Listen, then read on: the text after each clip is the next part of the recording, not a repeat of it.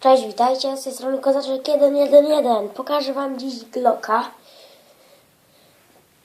Tak on wygląda, tu ma czerwonego skina.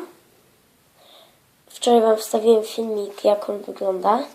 Z drugiej strony tak samo. Magazynek się otwiera. Można coś schować. Tylko że tam w środku się trochę zacina. Jak możecie zauważyć, to tam do środka wsadziłem karton, żeby po prostu ten magazynek się w pewnym momencie zatrzymał. No i tak on wygląda. Prosty do zrobienia. Jest jakiś skomplikowany. No i to by było chyba dziś na tyle.